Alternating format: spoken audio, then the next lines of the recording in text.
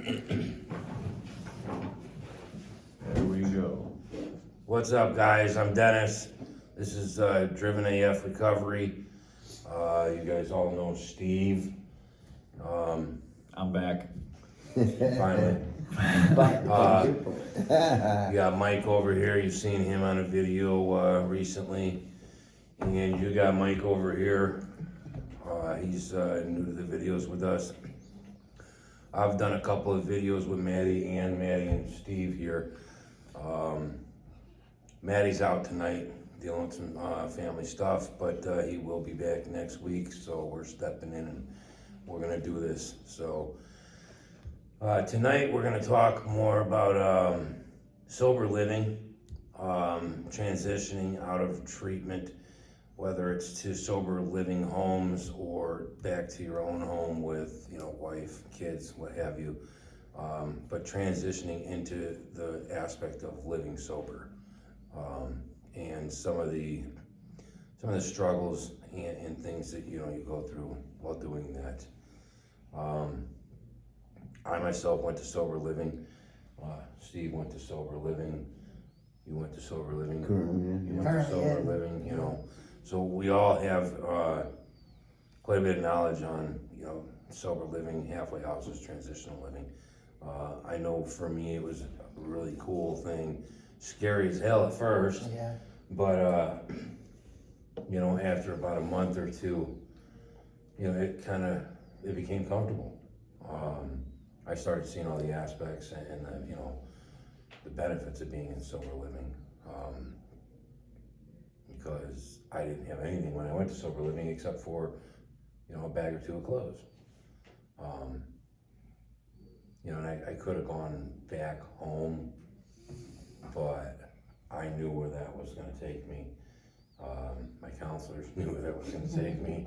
Everybody knew. They all said, no, don't be an idiot. Yeah. So, I stepped out of the norm, went to sober living, and I say it was probably the best thing I did. It gave me a lot of opportunity to work on a lot of things, because I couldn't have just gone out and got my own place. None of us could have. No, financially another, that's one of the ruts we take for ourselves. Yeah. One of the many. But like we were touching on before we started the video, was like being around like-minded people.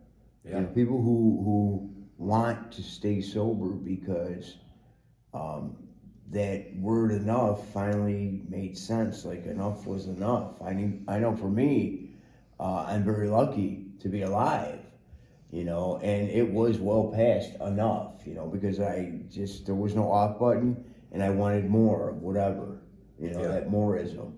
But getting into sober living, it's a unique situation because hopefully you're with like-minded people and it gives you a chance to work on like your life skills, getting a bank account. Like, I've said it many times that alumni, I have a bank account, might not be a lot, but I do have a bank account that I deposit money in rather than go to and withdraw constantly, and that's one of the benefits I think from the sober living, and then the accountability for me, I really like it, like creating bonds, because it's a little deeper than a friendship, I think, when you're in recovery, and that's like I talk about often too, is like the brothers in arms and everything, and driven as fuck recovery, like we're connected, deeper than normies, so to say, are, because we know each other's struggles. We've been there in one way or another, and we're there to help somebody lean on if they need to lean on us, or if we need somebody to lean on, you know what I mean? And that's, I think, the transition from a recovery home, because recovery homes are basically only 28 days. That's not a very long time, as we all know. It flies by. And then you're like, well, what are you going to do now? And like you guys said, well, you can go home, but we're going to run into familiar situations again. And, to build up some sobriety, some solid, like, foundation, because you got to start with a good foundation before you can put up the walls and before you can put up the building. So, it's kind of like the basics, I think. And for me personally, I enjoy the sober living.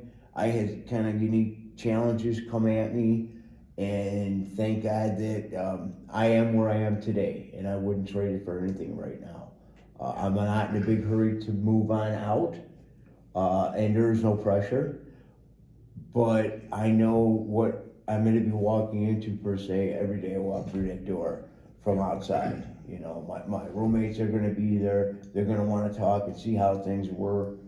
And then we'll talk recovery, and that's huge for me. That's huge, you know. Yeah, I think like one thing that I have come to learn, like me and Maddie, we've done groups and we've even done videos on like momentum. And maybe a lot of people don't look at it like this, but like in detox and then in treatment, like you're doing positive things for your recovery. And to me, like I look at it now as like kind of building momentum. Going back home is like, you just worked so hard to get yourself out of the shit that your life had become in active addiction and alcoholism, right? You went through the withdrawals, a detox, you know what I mean? Yeah. Whatever the hell that entailed. It was pretty bad for most of us. And then went through treatment, hopefully did some good work, right? And then to just, I'm not saying you can't possibly be, you know, have a good recovery if you go back home. I'm just saying you're not given a very good chance because you're taking all that momentum that you just built up and the bad momentum that you stopped and created good momentum by going to detox and going to treatment. Now you go back home, you're putting yourself right back in the situation you just took yourself out of. You know what I mean? You're literally throwing it right back in the fire that you just pulled yourself out of. Well, you know, it's like the sayings that we've heard so many. You put yourself in a slippery situation, you're gonna slip. You sit in a barber shop long enough, you're gonna get a haircut. And that's exactly what I hear you saying there, you know? Yeah, man, and it's like, no, did I want to go to a fucking sober living house? No, I didn't. But I knew I needed to because I went back home against advice and wasn't able to achieve the life I wanted several times. And it didn't even work out for me the first time I went to a sober house because I wasn't willing to listen to everything that was suggested.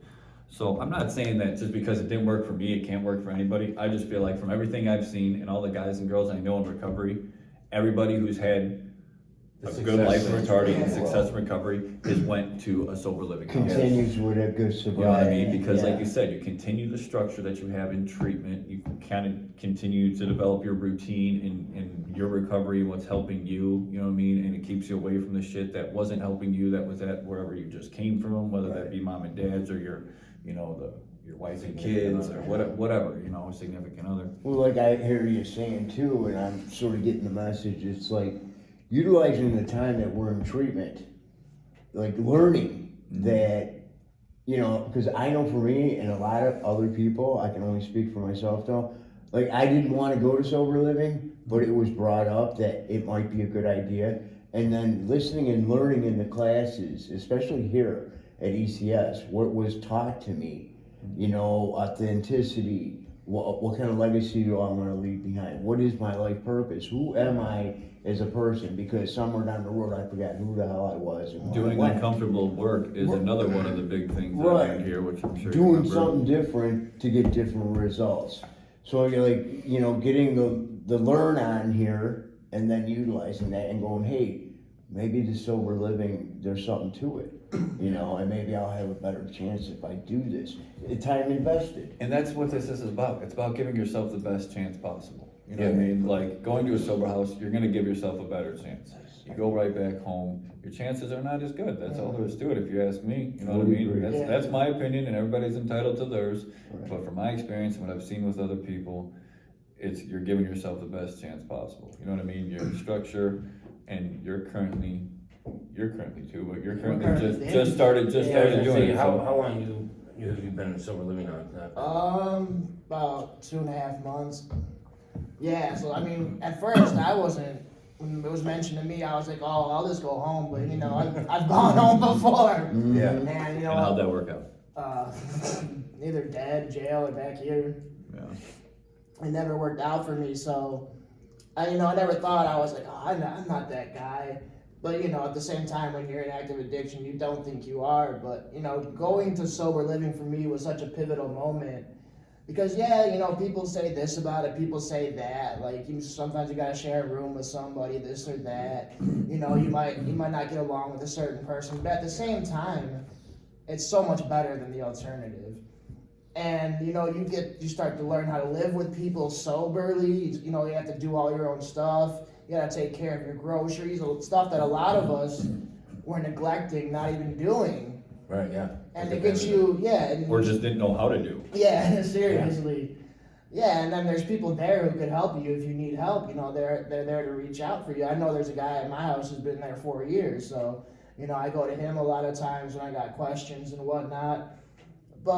And another thing, like we were talking about, you can start saving up money, start planning your future, because you can stay at the sober house as long as you want, but if you get far enough on your own, you feel comfortable enough where you want to get an apartment for yourself. I don't think there's anything wrong with that. Right, no, absolutely, I mean, I think this is a cool subject, given the fact that, you're fresh in sober living, you've got some time in sober living now, and we both spent a significant amount of time in sober living and have managed to, get to that point in our lives Transition where to we our own place, transitioned into our own place. I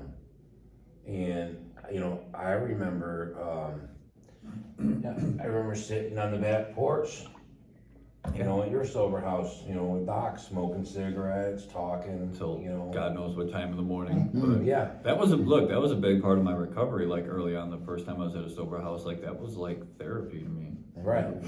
Yeah, because me and Doc still talk about that, it's like, who would have thought that, before treatment, we wouldn't have been sitting on the back porch talking, especially, what we talked about, stocks. Would a cryptocurrency. doctor never realize, right? You know what I mean? We've been talking about, how can we hit that next lick? Yeah, war stories. Right. Right, So right. it's funny because something as simple as just having conversations like that, just sit on the back porch smoking.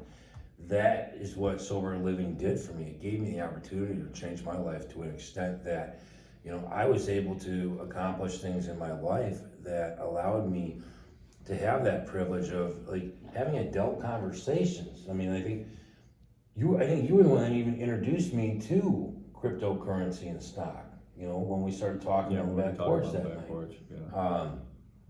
Like I said, Doc still jokes with us about that. It was from the time that I met you guys to sitting on the back porch, listening to you guys talk about what stocks and what cryptocurrency is, is going up, and the volume share on it. It's because you ever think that you would ever sit here and have these conversations? Not talking about grams and ounces. Right. Yeah. But just going to sober living, it gave me so many options and benefits. Because like you said, I went into sober living.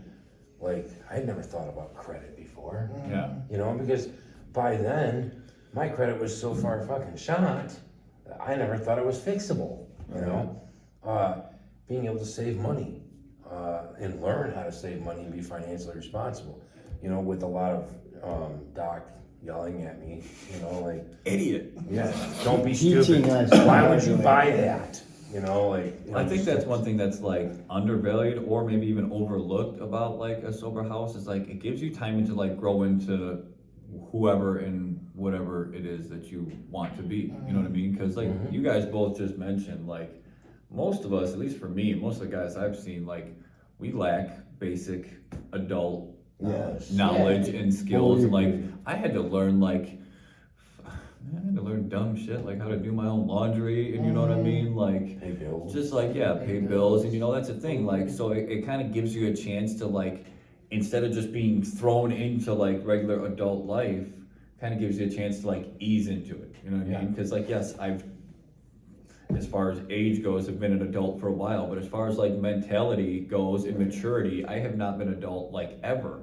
So living in a sober house for as long as I did gave me time to kind of grow and to learn that little shit that maybe might be insignificant, or other people look at it oh, you should have known that years ago. Yeah, you're fucking right, I should have, but I didn't. So I needed time to kind of learn and adjust and adapt to doing that shit, and then eventually, like you said, transition into having my own spot, my own place. And it gave me time to do that, to where I didn't, can you imagine you guys, I could not imagine going from treatment into like trying to have a job and like pay bills and you know what I'm saying, like take care of all my own shit while focusing on my recovery and trying to build back relations. You know what I mean? Like it's a lot you're trying to do and a lot that you want to accomplish. And going into a sober house kind of just eases you into being able to get into all those things without just being thrown right back into everything. Right. Well, like, you know, what you're saying, what I'm getting and hearing a lot is, once you learn about the sober living situation a little and you see the positives that are pointed out, and some of them are obvious,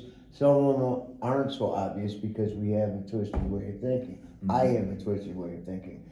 So I've been looking at it sort of like this. It's like an apprenticeship back into life. You know, it's like a learning time. Yeah. And It's a just really good analogy. I like fine tuning. You know, yeah, I like to use analogies and similes. You know? That's a really good analogy. Yeah, right. And it's like just learning the basics all over again because, I mean, honestly, for me, and you guys heard me say it, I had accepted the fact that my life sucked, it wasn't gonna get better, and that was it. And I drew the line.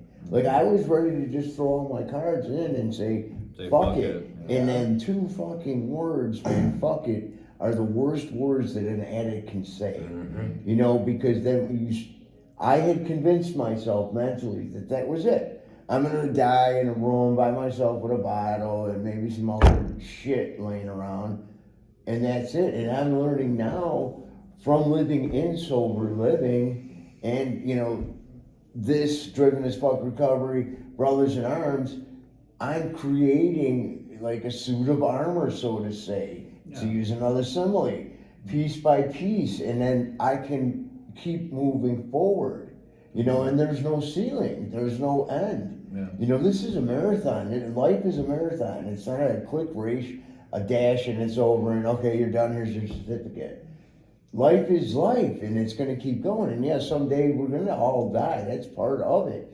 But how are we gonna choose to live again, you know? Like, I actually have ambitions and goals set that I didn't think I would, you know, I'm not the youngest guy in the room, but I have a future, you know, I really do. I have aspirations, I have goals that are set and are in motion now as we speak. Like being here, being part of this, I'm completely honored to be part of this, man. This is huge because I know that I can come and sit and talk with you guys about some stuff of real substance, about life.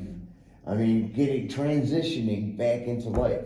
Mm-hmm. I would have never in a million years thought that I would be sitting here talking about that like 2.5 years ago.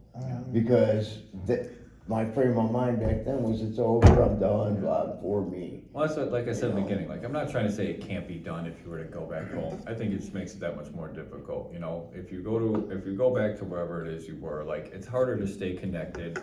It's harder to stay focused on your recovery and prioritize your recovery and prioritize like the shit you're talking about, like your goals, your visions. You go right back to where you came from, you start working a job, you know what I mean? You kind of lose the connections that you were building and you kind of lose focus and lose sight of the things that you were talking about and wanting to work towards while you were in treatment. And you know what I mean? Like it makes it easier to kind of fall backwards instead of keep moving forward. The sober house, what I'm hearing from all you guys, and I know for me, is it kind of gives you an opportunity to like stay focused and stay prioritized on what you want your life to look like afterwards. Because look, the bottom line is a sober house is temporary. Right. Temporary. It is temporary. Yes. It is not permanent. And that's what I have the conversation with guys. And like, it's like, and this thing, oh my God, I don't want to, like, dude, how much prison time and jail time have we all done? How many rehabs, you know, stints or whatever it may be? We're talking about maybe 6 months to 2 years, whatever it is you use, but it's like, you're not committing to the rest of your life there. You're committing to whatever amount of time it takes for you to get comfortable and get, you know, secure enough and strong enough to take that next step. You know, it's temporary. It's a step in the ladder of, you know, your recovery. Well, like you just hit on too, you know, how much time did you spend in jails, institutions, and do we really want to go to death just yet? You know what I mean? I want to, if I have any say so in it, we really, none of us do, but when I die, I want to have some type of a decent legacy instead of like, all right, this poor bastard's dead, it's about time. And people just forget about you. Instead of like when you pass, he wasn't such a bad dude, he's okay. instead of, well, all he did was drink and drug and that was it, you know? It gives us the chance to really have some substance, you know? And I personally been to the jails, been to the institutions. I really don't want to die just yet, you know, until I can rebuild. And that's what we're doing. That's what we're learning to, that's what I'm learning to do, you know? And it's huge. It's a big part of just life, you know, everyday life. I hold, like what you said about, you know, trying to leave a legacy behind, like, you know, when my dad died,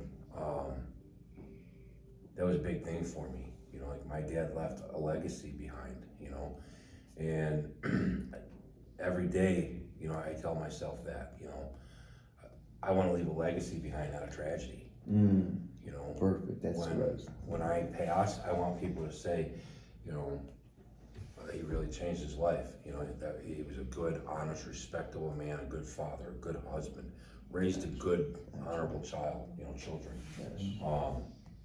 You know, I don't want people to be like, oh man, if he had just stuck it out a little longer, you know, or, you know, damn, if he had just gotten off the drugs. You know, It's another statistic. right. I don't want it to be that person, you know. I In want case people to- either of you or any of you die, nobody's ever gonna say that because you're clean, you know what I mean? So, Right. if you drop dead right now, you will be noticed, that, sir. As long as you don't go shoot heroin. As Don't long as you do don't go it, shoot yeah, heroin. come on, man. But you know what I mean? Like, you know, Yeah. I want people to be like, Working oh, on that's your legacy. Tom's kid, you know, real respectable person, you know, and that's something that I tell myself every day, you know, when I wake up, you know, like, I'm gonna continue to work on, you know, building my legacy and not my tragedy. Right. But real quick, I just wanna hit on too, like, we've talked about all the great things, but like, you're currently in a sober house, you've been in one, you lived in one, we've seen some fucked up shit. Oh, right? Oh, well, I Narcaned a guy the last time. I was could in. sit here and tell know, you. Right, so I don't wanna like focus a lot on the negatives, but like we talked about there a little bit being a stigma around it, and like there is gonna be some shit you're gonna have to deal with, you know, and I hope there's very little to none of it for anybody who goes there, and you're probably, for one reason or another, not gonna wanna go to a sober house. I know I didn't. I didn't. I said you didn't, right, but we knew it's what we needed to do. Right. We needed to do something different, and we did it, and all four of us are, you know, have benefited from it. Yeah. So, there's gonna be struggles, man, and I don't know, like, what do you guys say to anybody who's worried about Well- any of the shit that they might encounter, I mean, and how you deal with it, or how you We have have to dealt have with an it? outside support system, I think. For me, I utilize AA and the NA as well as Smart Recovery and ECS. This is my foundation right here. But I have like sponsors and mentors that I can talk to as well, like bounce things off of. I know I can call Dennis anytime I want. I can call any one of you guys anytime and say, man, I got this happening. Well, how do you think I should handle it? Because I've come to realize I don't have all the freaking answers. I'm not too proud to step back and say, hey, I need some help, rather than be there fumbling everything and fucking my life up more. And you know, you mentioned some of the negatives about sober living. I've been in sober living since August the 1st. How many times did we have to change? Did you have to change the door code? Like 6 or 7 times? Yeah, good half dozen. I've gone through a half dozen roommates. Right now, it's a pretty good fit. Things seem to be going well, but it's also made me realize that I had to stand on my 2 feet, and it made me realize how Not get caught up important- in like the bullshit. 'cause there Right, can how be important my bullshit. sobriety is. It has to come first before anything else. Everything will fall into place. And people make bad choices, and I couldn't let that affect me personally, even though I started bonding, you know, started making relationships and having some type of feeling towards these people as a brother, as a person, you know, and then all of a sudden one day they just don't come home. Yeah. Not to say they died or anything, thank God I didn't have to deal with that, but now they're not in my life anymore because they decided to go back to doing what they do, and that's one of the, Yeah. like the biggest negative that I've seen. Yeah, I mean, I'm sure you've dealt with some. yeah, shit. people coming in and out. Like you said though, yeah, it's important to have an outside support system too, because you know, Absolutely. not every day there is gonna be, you know, any day you'd like, but you know, at the end of the day, like you have a roof over your head, you have a bed, you're not high. So it's like, I know, like we all said, none of us wanted to go there, but Yeah. it's honestly probably the best thing I've ever done in my life. You know, who knows where I'd be if I wasn't in there. And yeah, I mean, you just can't let it affect you. Everybody deals with their recovery different. So just because one of your roommates or somebody's popping off or somebody got caught doing this, yeah, it sucks. But at the end of the day, you can't let that bring you down. You can be there for the person, you can help them, talk to them, but it's still your recovery at the end of the day, and you're there for yourself. Yeah, I think, dude, like that's perfectly said. And whether you're in treatment, whether you've been in recovery for years or at a sober living house, it doesn't matter. Like if you're in recovery, you can't let other people's decisions redirect or change, you know, how you're doing things or how you want, you know, to go about things. Because like unfortunately, if you stay in recovery long enough, you're probably gonna see a lot of people that you like go back out there. You're probably gonna see people who you really care about, maybe even love, die. You know, like unfortunately we can't control everybody else. Like you just said, you can only control you and your recovery and your life, and you can't, you know, change just because, oh man, like I honestly thought at one point I was like, I'm gonna stop making friends with people in recovery because they keep dying. Motherfuckers keep dying. Everybody I became friends with, I felt like dying. And I was like, fuck this. I was like, I don't wanna like make friends with people in recovery anymore. But I came to realize that like, yeah, it sucks, you know, and it's gonna happen, but I'm not gonna like stop making friends in recovery. Well, you know, not to make light of things, or no pun intended, but you have to stay driven as fuck in your recovery, hence the name. Yeah. Love it. Right? Love what you did there. Because if we're not active in our own recovery, we're not doing anything. Yeah. We're just stagnant. Yeah. And stagnant things tend to grow mold and break down and get Smell rusty funny. and smell funky, and you know, we have to keep moving in order for things to keep changing and you know, going. Because time doesn't wait for anyone. Time keeps passing. You know, so I mean, I know for me, and I had just had this conversation with my sponsor during the week that where I'm at now is a transition, and that's the word that he used. You know, just ironically, that where I'm at is temporary. I'm not going to live at the barracks forever. Right now, is it okay for me? Yeah, it's decent. It's going well. It's going better than I could have imagined, okay? Because I didn't know what to expect. It was my first time really living in a sober living environment. So I didn't know other people's, you know, personalities and things of that nature. But it's going well. But it's only temporary. This is showing me how to live my life again. So yes, we can move on. Maybe buy a house. Get those toys. You know, and that's all of this materialistic stuff. I've got my peace of mind back. Yeah. And I'm fairly healthy again, Yeah. which is a freaking miracle, you know, because I know a lot of us have struggled with some serious health issues, and that's something to be taken lightly. And, you know, I was at that point where I didn't give a shit about that either. And now I get to sit here with you guys here tonight, and I'm breathing pretty normally, and I'm looking forward to waking up tomorrow, hopefully. Yeah. You know what I mean? And that's a miracle in itself. So, yeah, I stay alive. I have to, and I try to tell other people in recovery, we have to stay active in our recovery. Yeah. Because otherwise, we're in a bad place. I know when I get in my head too much, it's a bad neighborhood. And I never understood that. I thought that was a cornball fucking.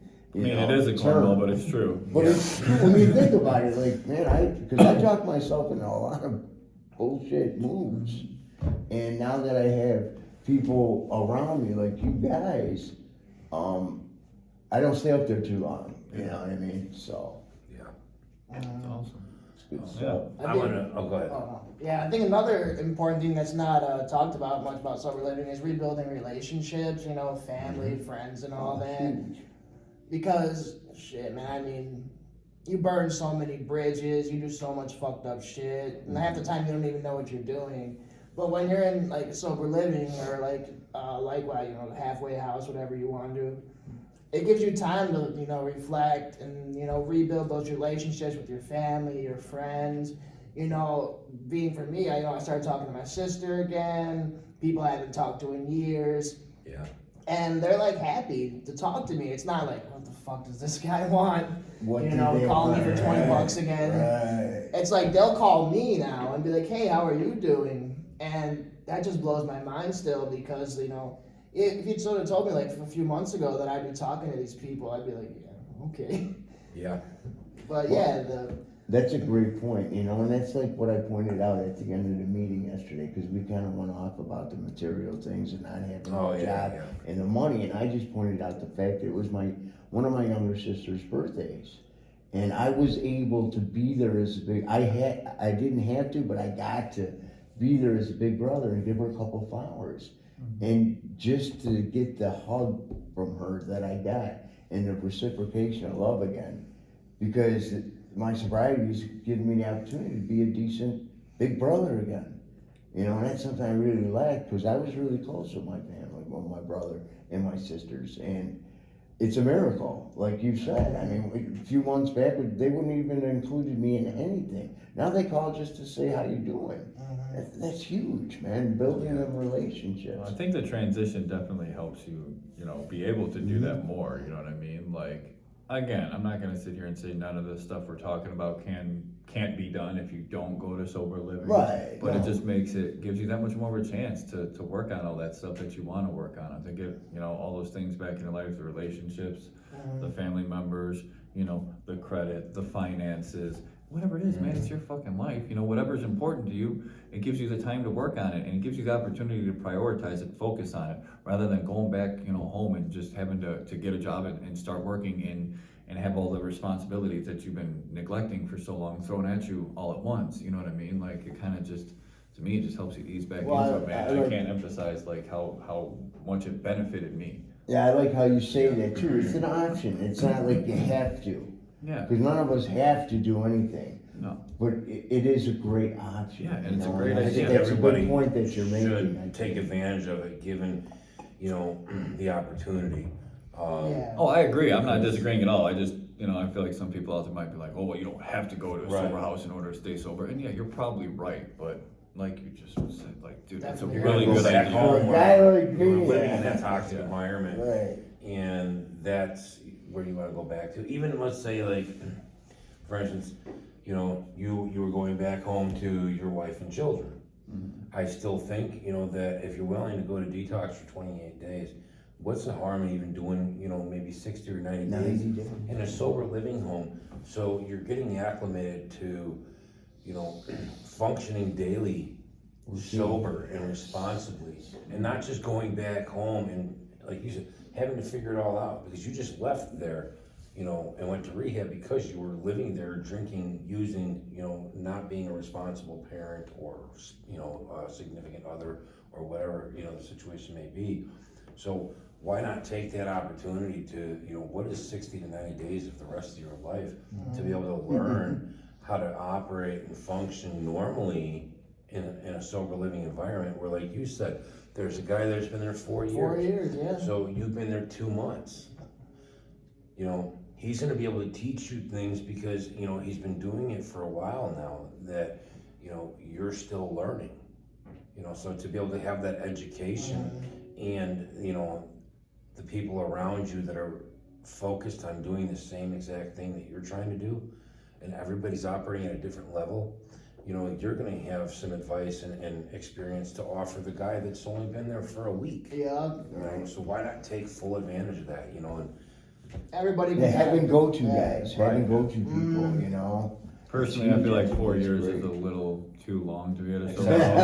house, but that's my opinion. I have to agree with you. Everybody's different, but I just feel Right. like in that amount of time, there's, maybe you weren't doing some work that you could have been doing to better yourself and get yourself ready and in a position to move out, but everybody moves at their own pace, I get that, you know what I mean? For Right, me, right. I wouldn't have been able to do that, I went, I set a goal and I achieved the goal. I said, I'm going here, after this amount of time, I wanna have enough money and have myself in a position where I can move out.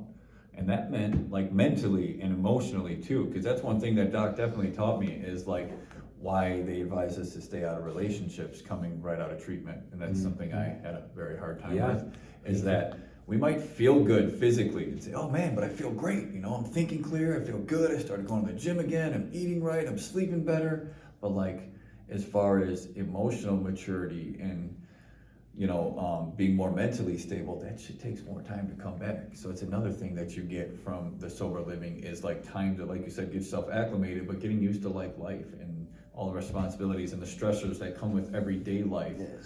Without just being thrown right back into them. It gives you a little bit of time to kind of develop and become acclimated to that stuff again. No, that's a great So- point, you point out.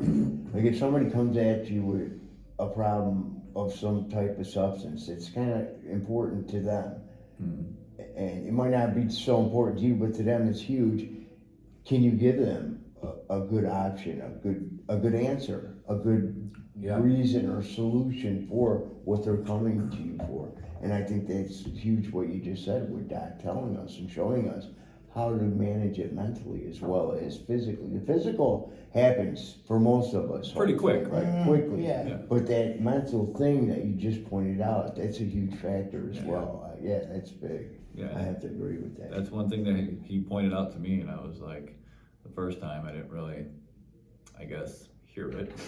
Yeah. But then Selective, right? Okay, just one more at you. Okay. Be safe.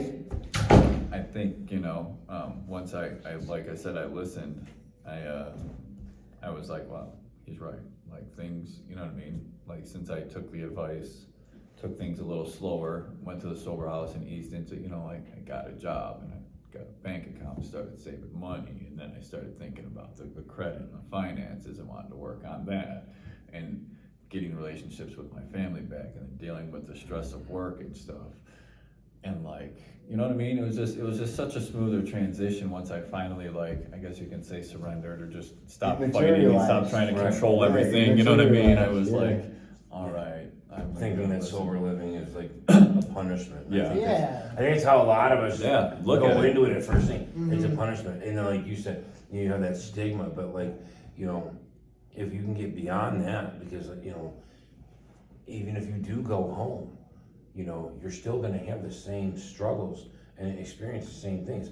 You know, you could be sitting on your front porch at your parents' house and, you know, still see your neighbors slumped over in their car because they're drunk or high.